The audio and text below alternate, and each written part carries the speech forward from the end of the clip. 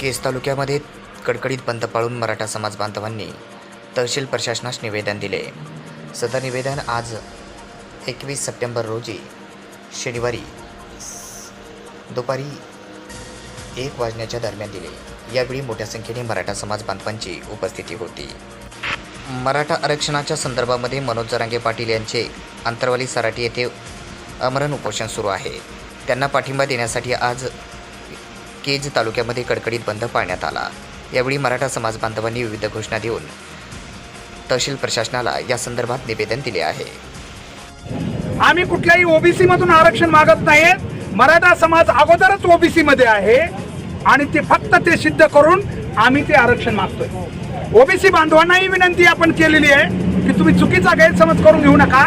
आमच्या नोंदी आजपर्यंत आम्ही आलो नाहीत, हेच खरं तर हिस्सेदार झालो नाहीत, हेच खरं तर एक बाकी ओबीसी बांधवांसाठी प्लस बाजू आहे. मात्र आता जसाही आमचा समाज रस्त्यावर आलेला आहे त्याची स्थिती अतिशय दयनीय झाली.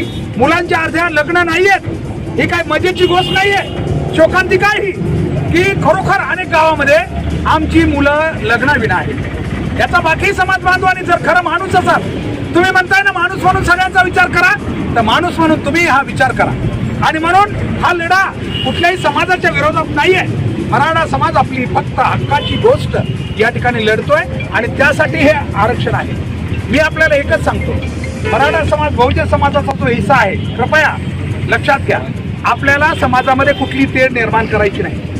तुम्ही रस्त्यावर फक्त आज सुद्धा आपण त्या मानाने आलेलो नाहीत मोठ्या संख्येने. इथं मी विषद करतो कारण आपली रॅली संपली. आता आम्ही काही करायची गरज नाही, एक खडाई कुणाला मारण्याची गरज नाही हातात घ्यायची. फक्त तुम्ही रस्त्यावर ज्यावेळी तुम्हाला सांगितलं जाईल मोठ्या संख्येने आपण अशा प्रकारे मोठ्या संख्येने केज येथे मराठा समाज बांधवांची उपस्थिती होती.